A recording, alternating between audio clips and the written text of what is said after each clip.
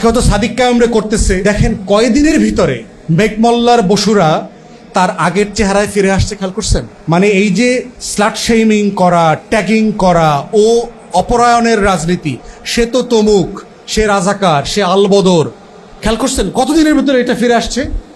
বামের খাবার ছিল, এইসব পোলাপানের খানা ছিল গত ক্যাম্পাসে গত বছর। তাহলে দেখেন 1 বছরের ভিতরে তারা কোথায় ফিরে আসছে। এবং এই ফিরে আসাটা যদি বাংলাদেশের রাজনৈতিক দলগুলো অ্যালাউ করে কন্টিনিউয়াসলি, কি ফর্মে সে ফিরবে? আমরা এত কিছু বলছি, এত কিছু করছি, আমরা উদিচির পলিটিক্সটা কি কখনো বোঝার চেষ্টা করছি? ছায়ানট আসলে কি করে? ওকে আসলে শুধু গান গায়, ওর গানটাকে খুব নিরপরাধ একটা গান, শালিক পাখির গান। ওটা কি ওই যে লালনের গানের মতো, যে মন মাঝি খবরদার, আমার তরি যেন ভেরে না, নৌকা যেন ডোবে না। তো কি করবে? নৌকাটা কি হলে কি হবে? নৌকাটা তোলে কি করবে? মানে গানটা কি আসলে এরকম না? ওই যে মরে যাওয়ার পরে রবীন্দ্রসঙ্গীত গায়া গায়া কবর দিতেছে, দেখছেন না? যেটা হচ্ছে, এই লড়াইটাকে কি আপনি দিল্লির চোখ দিয়ে ব্যাখ্যা করবেন, না এইটাকে আমার নিজস্ব একটা জনযুদ্ধ বাংলাদেশপন্থী চোখ দিয়ে ব্যাখ্যা করবেন? আমার রাষ্ট্রটাকে আমার মতো করে ব্যাখ্যা করবেন কিনা? এর মানে এটা কি যে বাংলাদেশ পাকিস্তান হয়ে যাবে? প্র্যাকটিক্যালি সম্ভব? আমার সীমানা আছে। বাংলাদেশে কোনো মানুষ গত 54 বছরে বলছে আমি পাকিস্তান হইতে চাই? কেউ বলছে? কিন্তু দেখবেন যে প্রত্যেক দিন যারাই দিল্লির আধিপত্যবাদীদের বিরুদ্ধে কথা বলে, তারা বলে ও পাকিস্তানপন্থী। খেয়াল করছেন? আমরা কেউ কি কোনোদিন বলছি যে আমরা পাকিস্তান হইতে চাই? বাংলাদেশের কোনো পলিটিক্যাল পার্টি কোনোদিন বলছে 71-এর পরে? বলে নাই। তাহলে সেই জায়গাতে দেখেন, আপনি বাংলাদেশের মুক্তির লড়াইটাকে কোন চোখ দিয়ে ব্যাখ্যা করবেন, এটা হইল বিষয়। এগুলো বলার মানে এটা না যে আমার মুক্তির লড়াইকে আমরা ছোট করছি। কোনোভাবে আমার মুক্তির লড়াই ছোট না। জেনুইনলি বৈষম্য হয়েছে, যুদ্ধ চাপিয়ে দেওয়া হয়েছে আমাদের উপরে। পাকিস্তানিরা নির্বাচনে জেতার পরেও বিজয়ী দলকে ক্ষমতা দেয় না, এগুলো তো সত্য, ফ্যাক্ট। শেখ মুজিব ইলেকশনে জিতছে তো ভাই, ওরে ক্ষমতা দিবেন না আপনি? আপনি কেন ক্র্যাকডাউন করবেন আপনার দেশের মানুষের উপরে? ক্র্যাকডাউন তো আপনি করতে পারেন না। তো এই কারণে আমার মুক্তির লড়াই গুরুত্বপূর্ণ। কিন্তু আমরা বারবার যেটা বলছি যে এই আজাদির লড়াইটাকে দিল্লির চোখ দিয়ে দেখা বন্ধ করতে হবে, কলকাতার চোখ দিয়ে আমার মুক্তির লড়াইকে ব্যাখ্যা করা বন্ধ করতে হবে।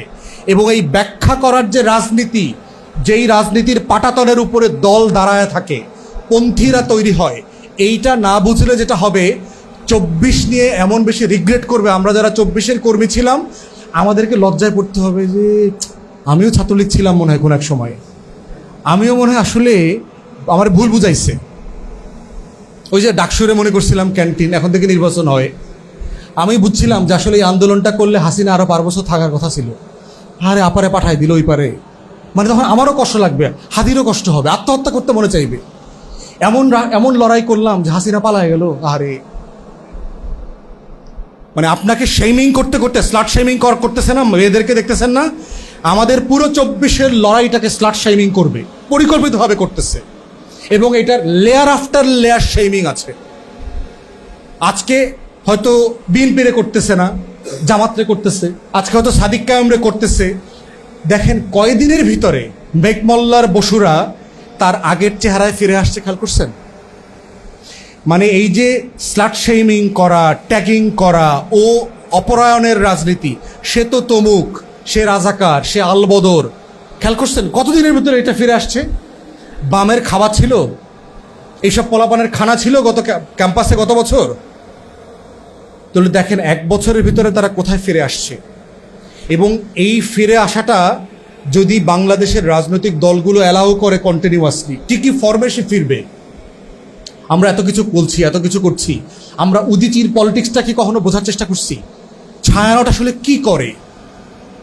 ওকে আসলে শুধু গান গায়, ওর গানটাকে খুব নিরপরাধ একটা গান, শালিক পাখির গান।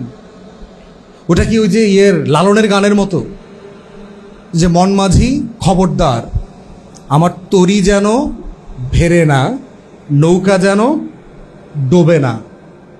তো কি করবে? নৌকাটা কি হলে কি হবে? নৌকাটা তোলে কি করবে? মানে গানটা কি আসলে এরকম না? ওই যে মরে যাওয়ার পরে রবীন্দ্রসঙ্গীত গায়া গায়া কবর দিতেছে, দেখছেন না? তাহলে এই প্রত্যেকটা কালচারাল ফ্রন্ট অর্গানাইজেশনকে দেখতে হবে। বিশ্ব সাহিত্য কেন্দ্রে শুধু বইয়ের হিসাব করেন একদিন, আপনারা যারা বিশ্ব সাহিত্য কেন্দ্রে যান, আমি তো বিশ্ব সাহিত্য কেন্দ্রের একসময় পাঠক ছিলাম, আপনারা গিয়ে দেখবেন যে বাচ্চাদেরকে আসলে সে কোন বইটা পড়ায় এবং কোন বইগুলো পড়ায় না। মাথায় রাখতে হবে শেলফে যে বইগুলো আছে এটা বই থাকার একটা রাজনীতি, আর শেলফে যে বইগুলো নাই ওইটা আরো বড় রাজনীতি। তাহলে বাচ্চাকে আপনি কোন বইটা পড়াচ্ছেন আর কোনটা পড়াচ্ছেন না, এই না পড়ানোর মধ্য দিয়ে যে আপনি একটা বাচ্চাকে ব্রেইন ওয়াশ করছেন, বয়ান তৈরি করছেন, এই পলিটিক্সটা আপনাকে বুঝতে হবে। এই জন্য আপনারা বিশ্ব সাহিত্য কেন্দ্রে গিয়ে শেলফিকে দেখবেন আসলে ওরা কি বই পড়ায়। মানে এটা শুধু নীরব, মানে একটা নিরপরাধ লাইব্রেরি এভাবে দেখার সুযোগ নাই। এরকম যারা ছবির প্রদর্শনী করতেছে, এক্সিবিশন করছে, সে আসলে তার লড়াইটা কি, সে আসলে কি করে। তাহলে এই 24কে কেন্দ্র করে আমার প্রত্যেকটা কালচারাল ফ্রন্টকে নতুন করে চ্যালেঞ্জ করতে হবে, তাকে নতুন করে নতুন চোখ দিয়ে দেখতে হবে যে কেন পাঠ্যপুস্তকে এই লেখকের বই পড়ানো হচ্ছে, এই লেখকের কবিতা পড়ানো হচ্ছে, এই লেখকের প্রবন্ধ পড়ানো হচ্ছে, কিন্তু আমার আজাদির লড়াইয়ের শত শত বছরের পক্ষের কোনো গল্প নাই কেন। আমার ব্রিটিশ বিরোধী আন্দোলনের একজন হিরো যারা ছিল, নায়ক যারা ছিল, একজনের গল্প নাই কেন। সূর্য সেন, প্রীতিলতা ওয়াদ্দেদারের নামে কতগুলো হল আছে হিসাব করেন তো। সূর্য সেন আর প্রীতিলতার নামে কতগুলো হল আছে সারা বাংলাদেশে, শুধু হিসাব করেন। আল্লামা ইকবালের নামে হল থাকতে পারবে না কেন? হোয়াটস রং? হাবিলদার রজব নামে হল নাই কেন? সিরাজউদ্দৌলার নামে হল নাই কেন? কেন নাই? সমস্যা কোথায়? কখনো প্রশ্ন করছেন? মানে হলের নাম আছে, ঠিক আছে, ফাইন, কিন্তু অন্যটা নাই কেন? এবং প্রীতিলতার নামে হল করতে হবে এইটা নিয়ে এই দেশে তো আন্দোলনও হয়েছে। তাহলে সূর্য সেন প্রীতিলতাকে, ক্ষুদিরাম দেখছেন না, একবার কি জানো ওর গান বানাইছে না, হ্যাঁ, একবার বিদায় দে না। তাহলে আমার সিরাজউদ্দৌলা নিয়ে গান নাই কেন? তাহলে যারা গত শতাব্দীতে হিন্দুত্ববাদী রাজনীতি করছে, আজকের বিজেপির রাজনীতি করছে, তাকে বাংলাদেশের তরুণদের কাছে, যুবকদের কাছে আইডিয়াল নায়ক বানানো হচ্ছে। আর সিরাজউদ্দৌলাকে বলা হচ্ছে কাপুরুষ ছিল, নারী নারী আসক্ত ছিল। দেখবেন সিরাজউদ্দৌলার টাইটেলগুলো দেখবেন, সিরাজউদ্দৌলা সার্চ করেন, খুবই দুর্বল শাসক ছিল, এ আসলে পতনের উপযোগীই ছিল। ফ্রেমিংটা দেখেন, এই ফ্রেমিংটা হচ্ছে বয়ান, এবং এই ফ্রেমটা কে করছে, এই ক্যারেক্টারগুলো বোঝাও আপনার জরুরি। কোন কোন বাংলা পত্রিকা, কোন কোন ইংরেজি পত্রিকা।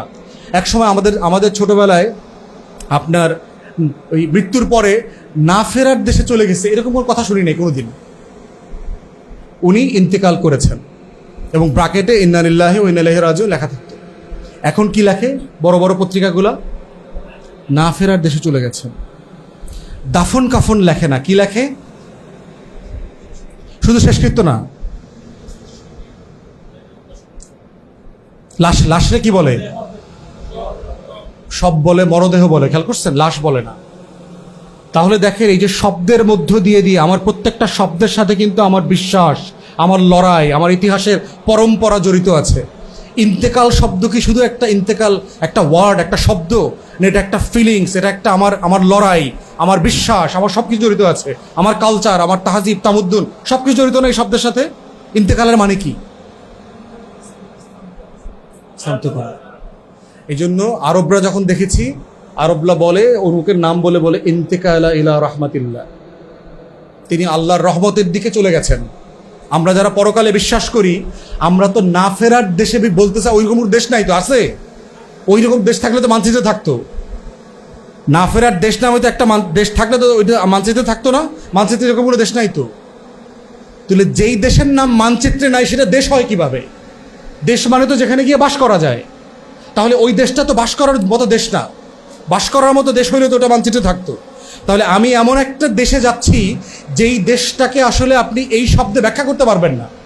আমরা যদি বারজাখের জীবন বলি অথবা পরকাল বলি, সেটাকে না ফেরার দেশ দিয়ে আপনি ইন্টারপ্রেট করতে পারবেন? এই শব্দে বোঝা যায় ওটা দুনিয়া ছেড়ে চলে গেছে, এটা বলতে হবে তো, আর এক দুনিয়া তো।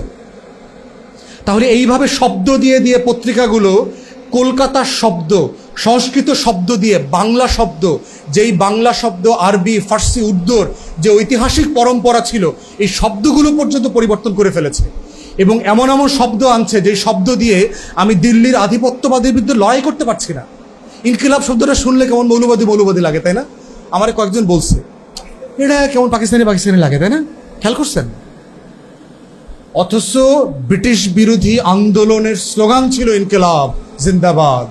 হিন্দু, মুসলমান, কংগ্রেস সবাই বলতো। কংগ্রেসের বড় বড় সভাতে ইনকিলাব জিন্দাবাদ বলে স্লোগান দেওয়া হইতো।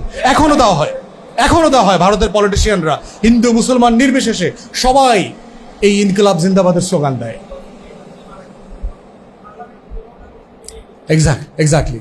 তাহলে এই যে শব্দগুলো সম্পর্কে আমাদের ভিতরে রিগ্রেট করানো হচ্ছে, তাহলে কোন কোন শব্দে আপনার আধিপত্যবাদের লড়াইটা প্রকাশ করা যাবে এবং কোন কোন শব্দে করা যাবে না, সেই শব্দের ডিকশনারি পর্যন্ত ঠিক করে দিচ্ছে আমাদেরকে।